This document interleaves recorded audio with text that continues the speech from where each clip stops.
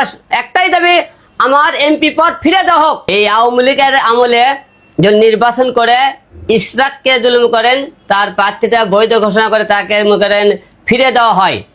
আমরা এই আওয়ামী লীগের আমলে মার খেয়েছি, আমার নিজের জীবন কয়েকবার গেছে, আপনার নিজেরাও দেখছেন। যে তাকে জুলুম করেন এমপি পদ ফিরে দেওয়া হয়, তাহলে আমি হিরো আলম কি অপরাধ করছি, আমাকে কেন ফিরে দেওয়া হবে না? আমার কথা আইনের প্রতি শ্রদ্ধা রেখে বলতেছি, সারা বাংলাদেশের একটাই কথা বলতে চাই, ইশরাককে জুলুম তার প্রার্থীটা ফিরে তাকে মনে করেন মেয়র পদ ফিরে দেওয়া হয়। আমি হিরো আলম 4 বার জাতীয় সংসদ নির্বাচন করেছি, 2 বার আপনারা দেখছেন আমি পাস করেছিলাম, এবং আমার মৃত্যুর মুখে আমি তাকে ফিরে এসেছি। কারণ আমি কোনো গণনাও চাই না, কোনো কিছু চাই না, ডাইরেক্ট এমপি পদ চাই। কারণ একটাই, আমি দীর্ঘ কয়টা বছর ধরে 10টি বছর ধরে সংগ্রাম লড়াই করেছি, মার খেয়েছি, রাজপথে ছিলাম।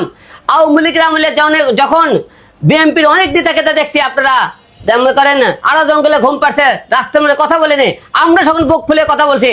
তাহলে এখন আপনার দেশের আইন কি, আইনের প্রতি শ্রদ্ধা রেখে বলতেছে, দেশের আইন আদালত ঠিক থাকে, তাহলে আমি হিরো আলম আমার এমপি পদ ফিরিয়ে চাই। কারণ একটাই দাবি, ইশরাককে যেহেতু ফিরে দেওয়া আছে, আমাকে কেন ফিরে দেওয়া হবে না? দেশের আইন যদি ঠিক থাকে, সবকিছু যদি ঠিক থাকে, তাহলে আমি হিরো আলম কেন পাবো না? আমার জনগণের কাছে প্রশ্ন, আইন প্রশাসনের কাছে প্রশ্ন, আমি আমার এমপি তো ফিরে চাই। আলম ভাই, এটা তো আসলে আদালতের ব্যাপার, আদালত যেটা রায় দেয়, আপনি সেই রায়ের অপেক্ষা না করে আসলে আপনি এইভাবে বললেন না। কেন আদালতে অপেক্ষা করব? আদালতের কথাই যদি বলেন, তাহলে আওয়ামী লীগের সময় যখন আদালত ছিল, আইন ছিল, তখন কি বলছে, আওয়ামী লীগের এমপি মন্ত্রী সব পাশ করে দিয়েছে, সব জায়গাতে আওয়ামী লীগের সবকিছু পাশ রেখেছে। তাহলে এখন তো লোকজন মনে করেন আগেই ধরে নিয়েছে, সামনে নির্বাচনে বিএনপি এবার প্রধানমন্ত্রী হইতেছে, তাহলে বিএনপির লোকেরা এখন থেকে আইনের আশ্রয় নিতেছে, আইনের কাছে গেলে তারা যদি পায়, তাহলে আমরা কেন পাবো না? কেন এখন আমাদের কি অপরাধ? তাহলে সে তো বিএনপি প্রার্থী ছিল, তাকে তো ফিরে দেওয়া হয়, তাহলে বিএনপির আইন আদালত কে করে বিএনপির হয়ে গেল, তাহলে আমরা কেন পাবো না?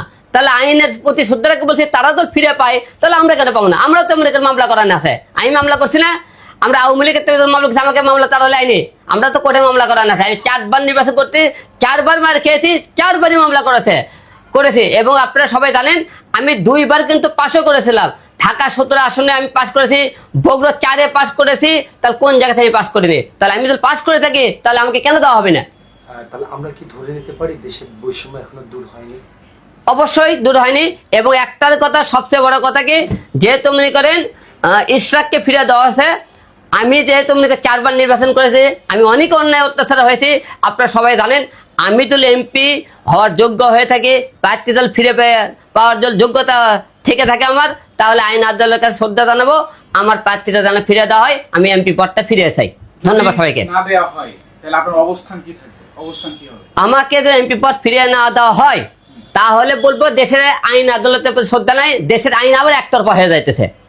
আওয়ামী লীগের টাইমে আওয়ামী লীগের আইন শুনছে, বিএনপির টাইমে বিএনপির আইন শুরু হয়ে যাইতেছে। এখন তো বিএনপির টাইম না ভাই, বিএনপির লোক তো বিএনপির টাইমের সামনে সবাই তো ধরেই নিচ্ছে আপনার বিএনপি এমপি হবে, সবাই তো ধরেই যাবে, বিএনপির এমপি হয়ে যাবে, বিএনপি প্রধানমন্ত্রী হবে, সবাই তো ধরেই নিয়েছেন। না হলে করেন বিএনপির লোকে ডাইরেক্ট দিয়ে দিল। আমরা তো অনেক স্বতন্ত্র প্রার্থী করেছি, অনেক মেয়ের খেতে, আমাদের কেন দেওয়া হলো না?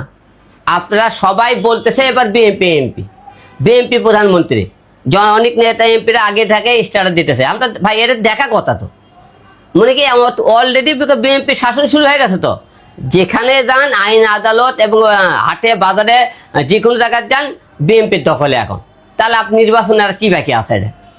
আচ্ছা, আওয়ামী লীগের আমলে দেখেছি যে আপনি মানে মারধরের শিকার হয়েছেন, বিএনপির কাছ থেকে এরকম কিছু আশা করছেন কিনা বা আশঙ্কা করছেন কিনা যে হতে পারে? বিএনপির আমলে আশঙ্কা কমে, বিএনপিরা তো অলরেডি মারছে, আপনারা সবাই জানেন।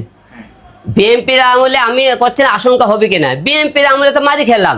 বগুড়া আপনারা জানেন, আমি যখন কোর্টে মামলা করতে গেলাম, বিএনপি লোকেরা অলরেডি আমাকে মারছে, আবার বিএনপির টাইমে কি আশঙ্কা করতে পারে বলেন আপনারা?